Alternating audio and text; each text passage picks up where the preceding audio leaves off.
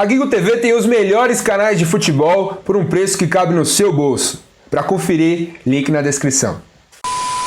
Salve, salve, rapaziada do Futeboteco, eu sou Felipe Oliveira, começando mais uma edição do Pocket News, hoje para falar sobre o SBT, mais precisamente sobre o Arena SBT, que registrou aí na última semana a pior audiência do canal do Silvio Santos. Pois é, a gente vai explicar melhor essa história, repercutir outras notícias como sempre, então deixa aquele like maroto nesse vídeo e vem comigo saber o que tem mais no Pocket News de hoje. Atendendo pedidos da Globo, a CBF tem marcado os jogos da Copa do Brasil para o período da tarde em pleno meio de semana. De acordo com o UOL, a decisão é estratégica por causa da guerra de audiência entre os canais esportivos da TV por assinatura. E os resultados de audiência dessas partidas se mostraram promissores e por isso, enquanto puder, a Globo vai repetir a estratégia para ajudar o seu canal esportivo a subir mais os seus números. Um exemplo foi no dia 28 de outubro, mesmo concorrendo com as partidas da Champions League na TNT, o Sport TV conseguiu marcar índice acima dos 2 pontos de audiência no Ibope,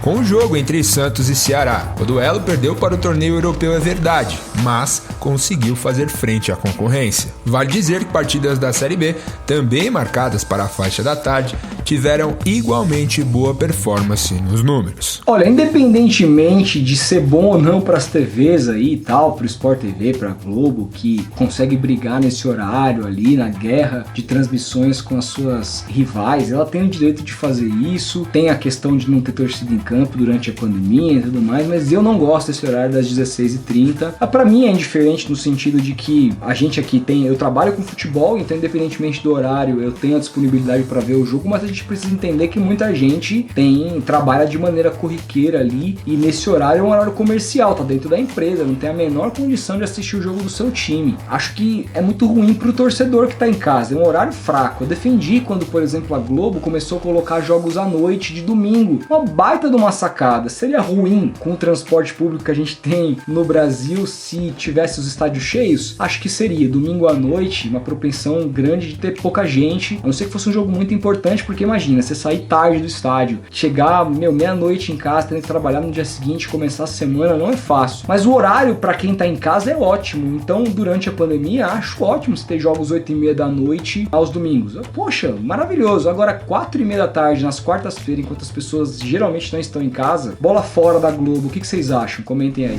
E como toda quinta-feira aqui no canal, é dia de nos atualizarmos sobre o que tem rolado no futebol feminino com o nosso especialista Lucas Kendi. Diga lá, Kendi! Oi gente, tudo bem? Lucas Kendi na área para falar sobre futebol feminino e muita coisa aconteceu nessa semana. Quero começar falando sobre o Campeonato Brasileiro Feminino.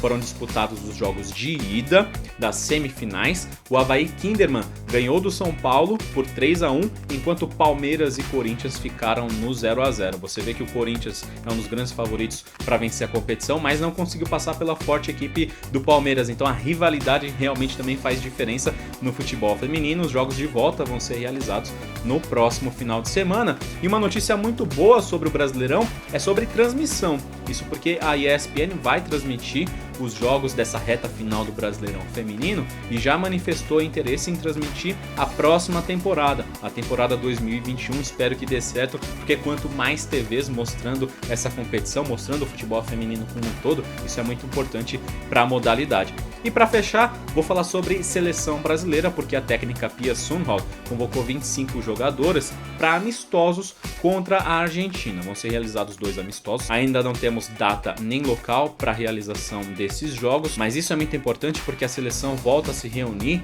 depois de um período muito longo, né? Sem jogos. Desde março a seleção brasileira não joga, disputou um torneio amistoso na França e depois parou por conta da pandemia. Então vale a pena ficar ligado em como vai ser esse desempenho da seleção, que tem 12 jogadoras que atuam no Campeonato Brasileiro Feminino.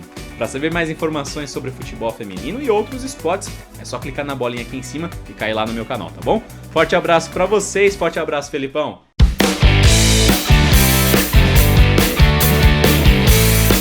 A A negociação com os patrocinadores interessados em permanecer na temporada 2021 do futebol segue movimentando o departamento comercial da Globo, segundo o site E-mail e Mensagem. Até o dia 30 de novembro, o prazo limite dado pela emissora para que os atuais patrocinadores manifestassem interesse pela renovação, General Motors, Itaú, Vivo e Casas Bahia já garantiram sua presença na temporada 2021 das transmissões esportivas, cujo pacote engloba os campeonatos estaduais, nacionais e também as eliminatórias da Copa do Mundo, tanto na TV aberta como no Sport TV e nas plataformas digitais. No entanto, a Ambev, que por anos foi parceira do futebol da emissora, e a Hypera Pharma não fecharam acordo até agora, restando mais 2 cotas ainda não vendidas pela emissora carioca, com valor de tabela de 311 milhões de reais.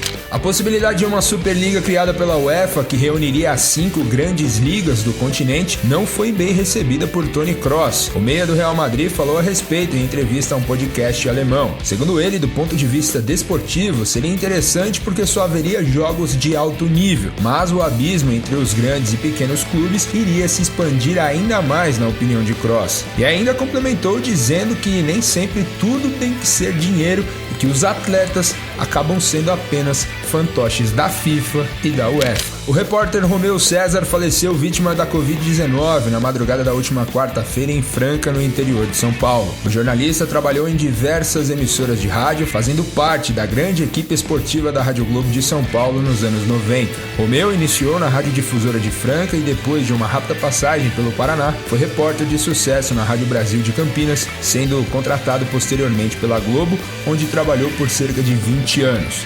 Muitos amigos e jornalistas homenagearam Romeu em suas redes sociais. O técnico da seleção colombiana Carlos Queiroz se envolveu em uma polêmica após a entrevista coletiva antes dos jogos das eliminatórias sul-americanas. Em áudio vazado, o português defendeu o jogador do Boca Juniors, Villa, que foi acusado de violência contra sua companheira Daniela Cortez em abril. Ele publicou fotos e vídeos que seriam das agressões do jogador colombiano. No áudio, o treinador diz: "Se todos os homens que levam socos das mulheres fossem à imprensa falar, o mundo estaria F."